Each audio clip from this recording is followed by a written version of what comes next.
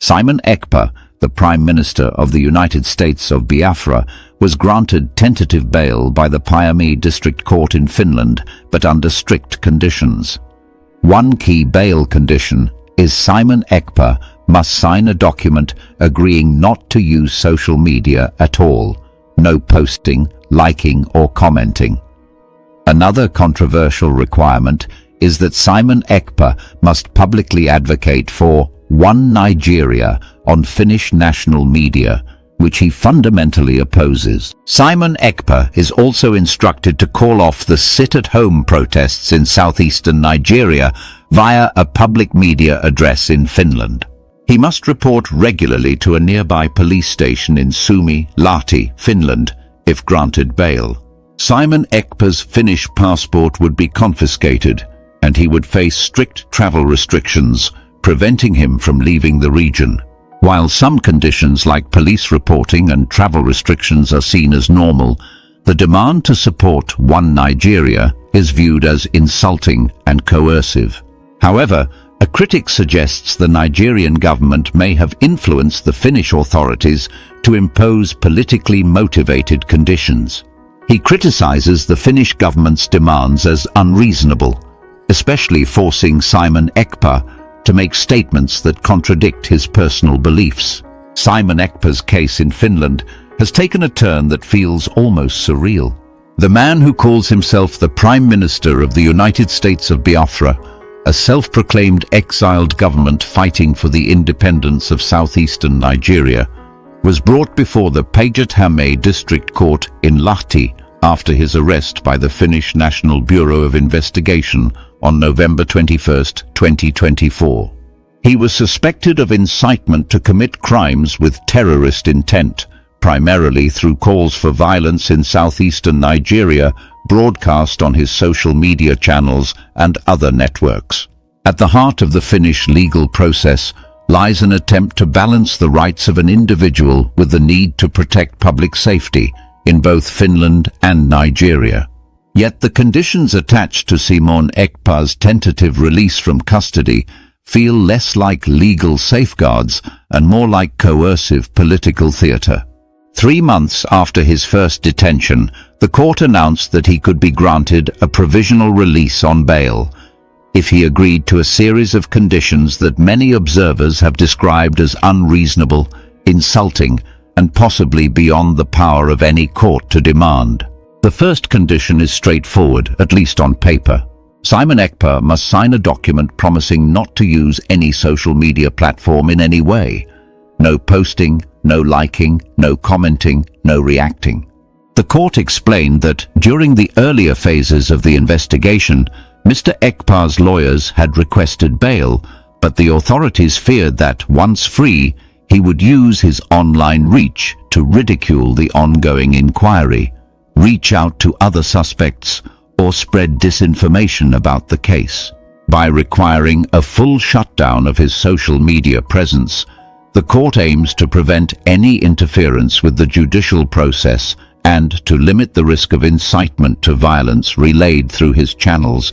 In principle, this requirement mirrors similar restrictions in other jurisdictions, where courts have barred defendants from making public statements about active investigations. It may feel stringent to someone who built his movement largely through online mobilization, but it is not unheard of in cases involving allegations of organized threats to public order. It is the second condition that has raised eyebrows far beyond Finland's borders. The Paget-Häme District Court has asked Mr. Ekpa to make a public appearance on Finnish national media and to advocate for One Nigeria, a political stance he vehemently rejects. By his own account, Simon Ekpa's life mission is to dismantle the Nigerian state and to secure independence for the Igbo-dominated southeastern region. To demand that he support Nigerian unity on live television is akin to ordering a fish to sing opera. Many legal experts question whether a court can compel someone to express an opinion, arguing that freedom of thought and speech are core rights under both Finnish law and international human rights conventions. Forcing a person to voice beliefs contrary to their own convictions crosses a line from permissible court oversight into the realm of compelled political speech, which even authoritarian regimes hesitate to impose. This requirement feels deeply insulting to Mr. Ekpa's supporters, who see it as an attempt to humiliate their leader and to undermine the entire movement he represents.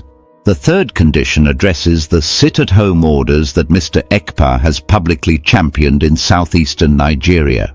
Under these civil disobedience campaigns, local communities are urged to shut down businesses and workplaces for days or weeks at a time, aiming to pressure the Nigerian government into negotiations or to draw international attention to the Biafran cause. The Finnish court now asks that Simon Ekpa use a Finnish media platform to call off any further sit-at-home demonstrations in the region. Unlike the second condition, this one does not compel him to adopt a new political creed, only to halt a tactic that has, by the court's own assessment, inflicted economic harm on ordinary citizens in Nigeria's southeast. Observers note that while this request remains unusual, it could be framed as a public safety measure. If the court believes that sit-at-home orders contribute to unrest and economic disruption, it might see a public renunciation as reducing the risk of harm. Nevertheless, critics argue that it effectively turns Finland into a stage for Nigeria's internal political battles and again treads on the boundary between safeguarding peace and manipulating speech. Beyond these demands, the Pejat-Hemi District Court outlined more conventional conditions.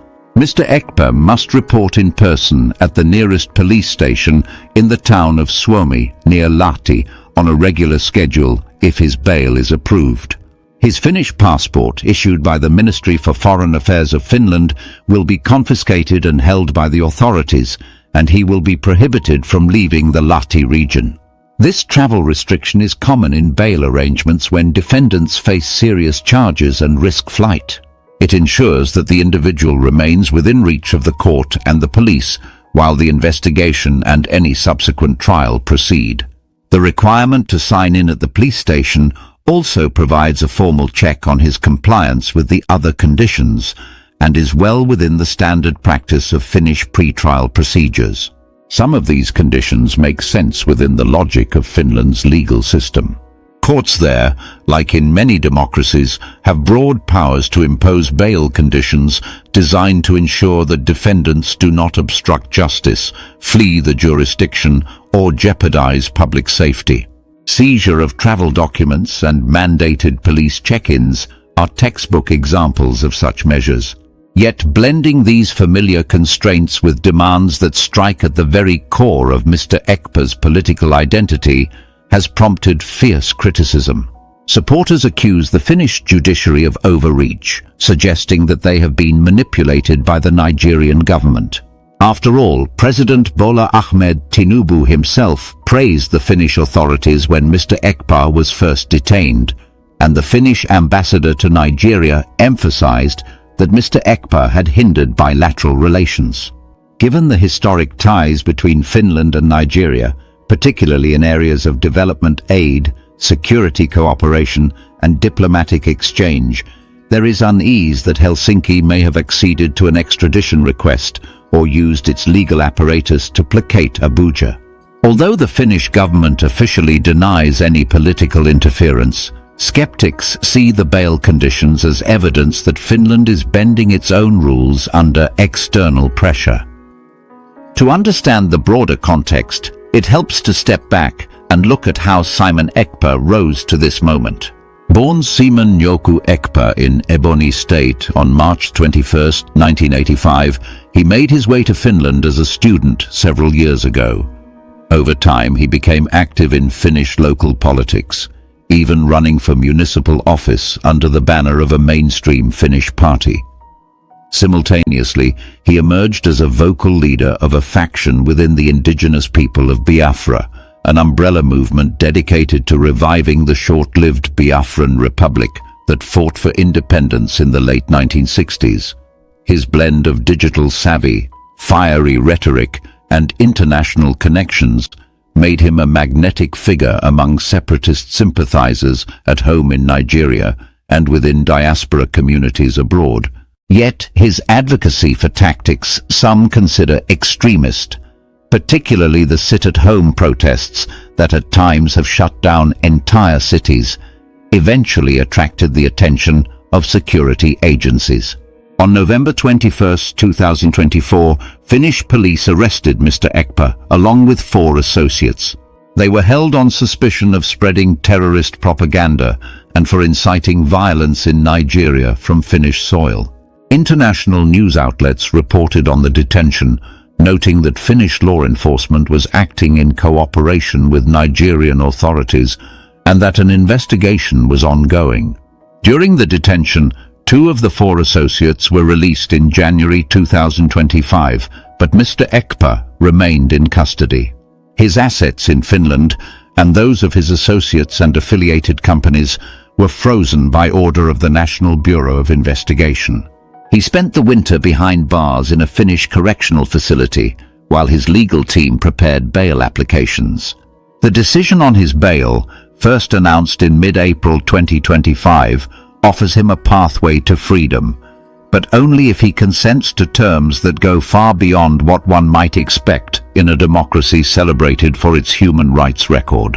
Watching this unfold from a distance, one might feel sympathy for a man who has spent months in pre-trial detention without a conviction and who faces serious allegations that carry heavy penalties. At the same time, it is important to recognize the gravity of the accusations against him. If he used social media to instigate violence against civilians or public authorities in southeastern Nigeria, the consequences could be devastating, given the region's history of conflict and the vulnerabilities of its population. The court has a duty to minimize any harm that could arise from his activities, both within Finland and abroad. Yet there is a world of difference between limiting potential harm and compelling someone to speak words they fundamentally oppose. Legal scholars in Finland point out that while courts have wide latitude to impose conditions on bail, forcing speech verges on what Professor Anna-Maria Virtanen of the University of Helsinki calls judge-ordered propaganda, which she argues is incompatible with free speech protections. She notes that no Finnish law explicitly grants courts the authority to mandate political statements, and that any such order could be vulnerable to appeal before higher courts.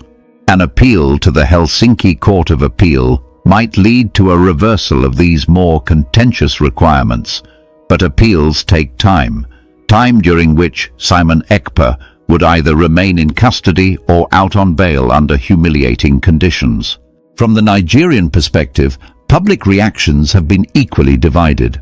The government in Abuja has hailed Finland's actions as evidence of international support for its efforts to combat separatist extremism. Officials insist that groups like the indigenous people of Biafra threaten national unity and security, and they frame extradition and detention as necessary steps to protect citizens from violence and kidnap for ransom. On the ground in southeastern Nigeria, however, many ordinary people feel torn. Some fear the disruption of their daily lives by sit-at-home orders, which can interrupt schooling, healthcare access, and trade. Others sympathize with the broader grievances that fuel the separatist movement. Complaints about poor infrastructure, perceived marginalization by the central government, and memories of past injustices. When a leader like Simon Ekpa is silenced or forced to endorse the very state he opposes, it feels like a betrayal of the cause. Human rights organizations have begun to watch the case closely. Amnesty International's Northern Europe director, Maria Johansson, commented that while restrictions on speech can sometimes be justified to prevent serious crimes, any measure compelling an individual to voice support for a political ideology crosses a fundamental line.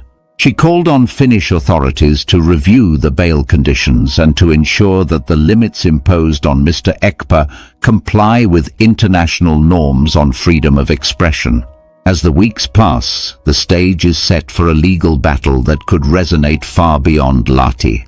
If the Finnish Court of Appeal overturns the order to advocate for one Nigeria, it would reaffirm the principle that courts may restrict harmful actions but not coerce beliefs.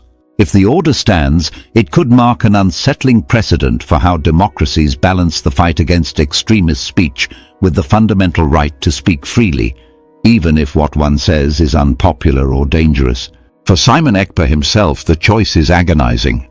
Accept the bail, live under watchful eyes in Finland, give up his passport, inform regularly at the Suomi police station, call off the sit-at-home orders, and perhaps most petrifying of all, mouth words he loathes about Nigerian unity. Or remain in custody, unable to defend himself in the public arena, unable to organize his followers, and facing the prospect of a lengthy trial for alleged terrorism. It is a dilemma that transcends one man's fate. It speaks to the heart of how free societies respond to unpopular ideas, how they protect communities from violence, and how they guard against the misuse of their legal systems for political ends.